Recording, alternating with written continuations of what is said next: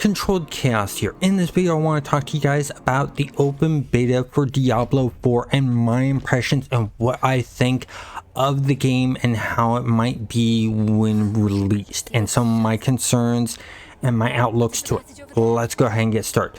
First off, when I got into the open beta, or logged in, shall I say, it was early Friday morning, and there was a long queue for it. We're talking hour-long wait, and then every so often it'd be really laggy, and then it would kick you out. You'd go back into that queue, you'd wait an hour, and stuff like that. The good news is Blizzard quickly worked on this. By the time it got to around 6 p.m. my time, which is Pacific Standard Time, they had already worked on this, and the queue had shortened to where it was less than 10 minutes. At 6 p.m. my time, that is peak time. That is the time everyone's getting home from their workday and everyone's logging on and playing. So with it dropping dramatically like that, that's good. The lag was also a lot less, and I wasn't getting kicked out as much, which is good. When moving on to Saturday and playing on Saturday, things improved even more. We're talking, I got on and boom, less than a minute queue time, and in the game and playing with almost no lag whatsoever. When I got into very populated areas where there were a lot of other players around, yes, I'd noticed a little bit of lag. And it just continued getting better and better. When I jumped on Saturday at 6 p.m., the big time that everyone's on, especially with it being a Saturday, once again, no queue times, very little lag. And that continued to increase and get better all the way until Monday morning when they finally shut the servers down. Now, let's go ahead and get into how the game plays and the different parts of the games, what I think about them, and stuff like that. So first off, the game feels like a Diablo game. It looks like a Diablo game. It's really nicely done. It's got this dark atmosphere and everything like that you expect from a Diablo game. The classes feel right. The trees for skills look good, and being able to customize things I really like. I spent all my time playing on Necro, and I liked the fact that I could customize my Necro pets based on whether I wanted them to be, like, for my troops being either soldiers or, you know, skirmishers or defensive playing and stuff like that, and give them different abilities. Or I could literally be a Necro that didn't go with pets and increase the power and damage of just my normal attacks, which I really liked. The fact that as you level up, you gain access to more different types of pets was nice. The fact that you get mage skeletons that will cast spells, and you can change out the types of spells that they cast, was really, really cool. I like that diversity. It was very, very nice. I also like the fact that in the earlier Diablo games, you had the teleportation scrolls and stuff like that taking up inventory. They got rid of that in Diablo 4. You now just hit T on your keyboard to teleport back to the main city. It's not the closest little town or outpost area, but the main city. But then you can teleport to any of those outposts that you have the teleportation ring open for, just by opening up your map and clicking on that outpost, which makes getting around easier. The world is big. There is a lot of travel time, so them adding in mounts is a great way. It is done by a quest line, which I really like. I like the fact that it's a quest that you have to do, so it's something to give you to work towards, and that's another great thing. The character customization is very basic. It's choose a head, choose hair color, choose a hairstyle, choose body paint and face paints or tattoos and done. And a lot of that can be covered up by a lot of armor, so you don't see a lot of that unless you take that armor off. And so that's a thing. I'd like to see different body shapes.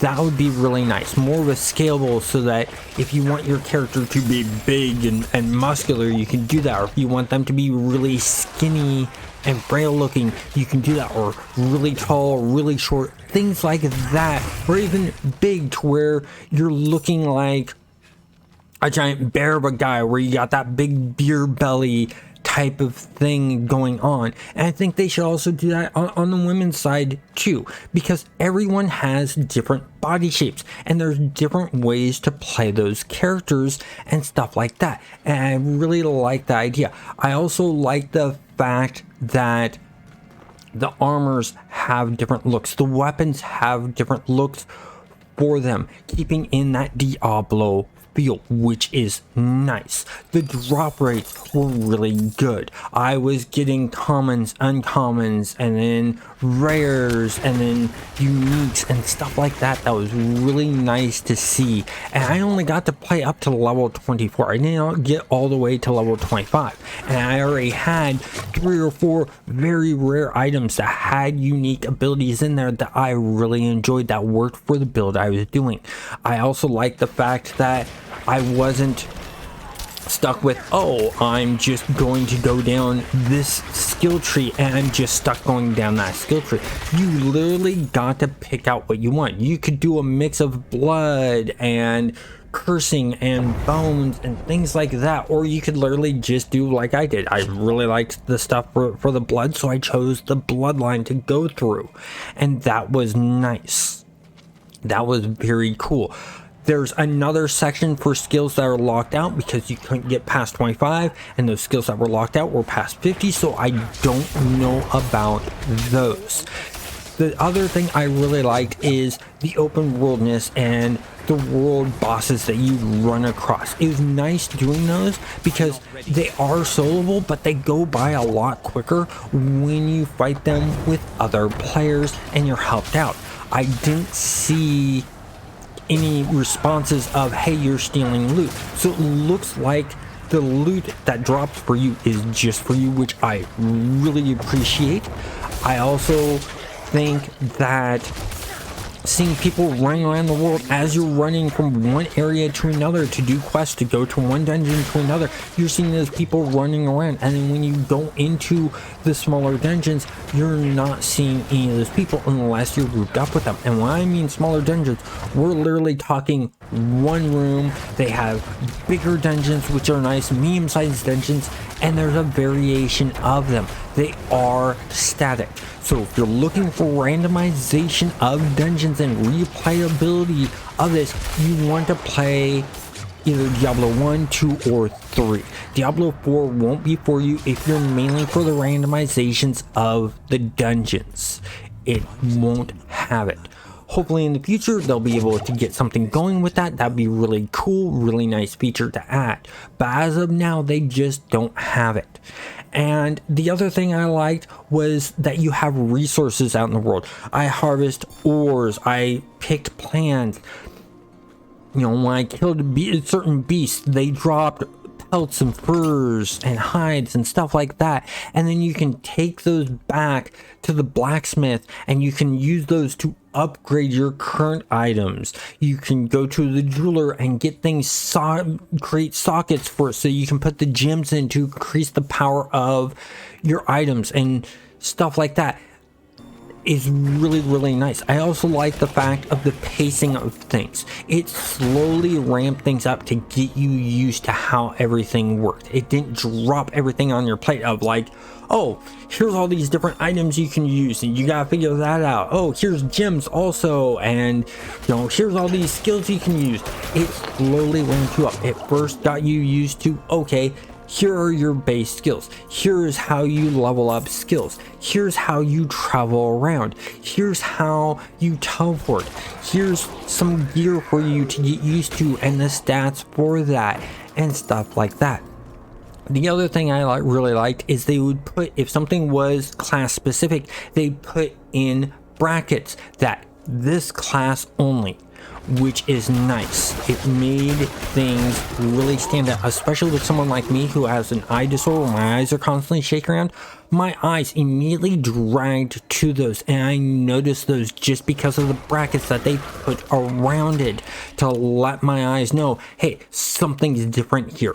Pay attention to this. That little detail helps. Someone who has more of a nearsighted problem or a bit of blindness problem and hard to see things, they might have a harder time with that.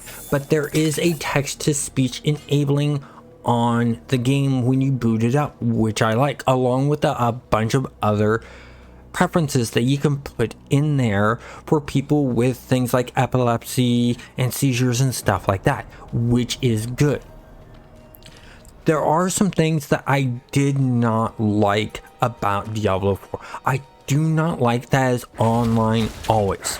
I can understand when you're in those areas, it has the multiplayer capabilities to it, that being online. But going in and doing those instance dungeons by yourself and things like that, I got tired of getting disconnected from the server when it would happen and then having to relog back in. I think what it should do instead is you get disconnected from the world. Okay, you're disconnected from the world, and the background, it tries to reconnect you to the world, but while you're disconnected from the online world, you just don't see other players running around. And then once you are reconnected to the world, they pop back in. And I think that they could do a really nice way of them popping back in as sort of like portals opening up and people showing up. It might cause a bit of a harshness on the system, but that's okay. There are a lot of controls where you can even control the FPS on your system. You can control the frame rates per second, and that is great. I limited mine to 60. Because 60 is the good middle point. Yeah, you can see a bit beyond that, but once you get to a certain point, your eyes aren't noticing the difference. And we're talking even people with the best eyesight don't notice the difference. There have been studies on that. The other thing that concerns me and worries me is how they're going to monetize this game besides just buying the game.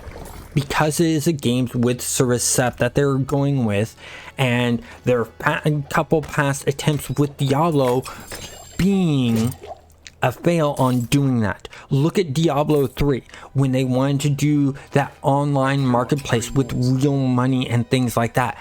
Fans hated that. So much so that they took it completely out of the game, and the game did well once they'd taken that out. Then there's Diablo Immortal. The moment they mentioned it was a mobile game, they got the ire of all of the player base, because guess where majority of the player base comes from? The PC gaming world, because that is where Diablo got its start. You don't want to upset your original fans. They are your most loyal fans. They were the ones that will stand by you as much as possible. You ostracize them, and that's really going to upset a good chunk of your diehard fans that have been playing for a long time. And so I think if they go the route of doing cosmetic monetization of things, to where, oh, you can change the look of your weapon, you can change the look of your outfit, but does not affect gameplay, I'm good there. If they give us very, very small inventory slot areas and then try to sell a bunch more to where you're constantly, like, after every dungeon run, multiple times you're having to run back to base to sell off, I'm not much for that. I think that they should give us a nice amount of inventory space to where we're comfortable. A page or two of inventory space. I felt a little hindered with the inventory space that they had. I like the fact that each piece of item took up only one slot, no matter its size. That was good. I think if they were to give us like 3 or 4 pages and go back to the traditional way of the size of the item is what determines how much space it takes up, would make everyone happy. And then you can sell more inventory slots beyond that. If they're going to keep with the inventory slotting that they're doing now, where everything just takes up one slot, give us 2 pages of inventory slots and then sell extras after that. I'm okay. I do not want to see them selling health potions for cash. I do not want to see them selling weapons and armor that give you stat bonuses, or gems that give you stat bonuses for cash. I only want to see cosmetic stuff, things that don't infect or affect the main gameplay. And that's a very important thing, because then if you're buying things for stats and more health potions and a majority of your inventory space, then that pushes too much on the whole entire thing of pay to win. I can understand and I'm willing to accept some conveniences. Some conveniences is fine. I think that that's a narrow line to go with in monetization. But overall, Diablo 4 was a really good game. I enjoyed my entire time of playing Diablo 4. I got a bit upset when I got disconnected. I was really upset when I got disconnected. I had to wait in that 50-minute long queue again or more. That was just but they quickly corrected that. And at least with this open beta, they now have that gauge of what to expect for players. Because they did that open beta, it allows them to know what to expect player base wise, and how many servers to set up, and how to set up their servers, and how many people to limit on a server, and things like that. So I think the launch will go smoother. Do I think the launch is going to go spotless? No way. It is not going to happen. There's going to be some form of a hiccup. It will either be a little bit of lag, connection issues, waiting in a queue, or monetization complaints, because they did not show any of the monetization that they are going to be doing for Diablo 4. We just know the box price, and that's it. We didn't see any monetization in the beta. And in all honesty, I think they should have shown some of that in the beta. I think they should have given us some free coins that would have been used to buy, that you paid real cash for, and then have us buy some of the items, so we get a feel of how they plan on monetizing. That way we could give our feedback of what we liked, what we didn't like, and they could also get a track record of what sells and what doesn't sell, cosmetic wise and otherwise. And that's a very big thing as a developer, to have that information on, and they can make adjustments. For now, they're going to launch, and when they put the monetization in for the future, it's very variable. I'm really hoping that they go the direction of, we're just going to monetize by expansions and DLC and adding more into the game, story-wise, class-wise, things like that. I'm willing to pay for that. I wouldn't mind paying $5-10 for a new class. I wouldn't mind paying a couple bucks to $5 for a different looking outfit that changed look to my outfit but doesn't change the stats on my outfit. I don't mind paying for that. I don't mind paying to be able to explore a whole entire new area and region and dealing with different monsters and different story quests. I'm all about paying for that. What I will not pay for is the buy for power. I will not pay for those kinds of things. I will pay a little bit every so often for convenience. It depends on the convenience. If it's they make it so you have to pay to get the horse, to be able to run around the horse, which they've stated that they're not going to do. You'll be able to get the horse in game. It's just cosmetics looks of the horse you may pay for later on. I'm fine with that. You know, but if it's pay for a horse and that's the only way you get a horse, I'm not okay with that. I think main functionality of how you get around in the game and what you do in the game should not be paid for.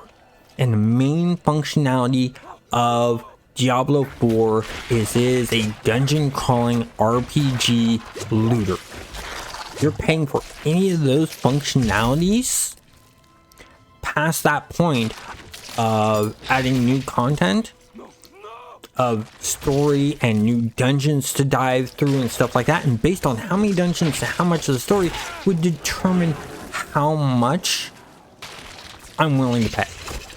If it's one story, one dungeon, I might pay a couple bucks.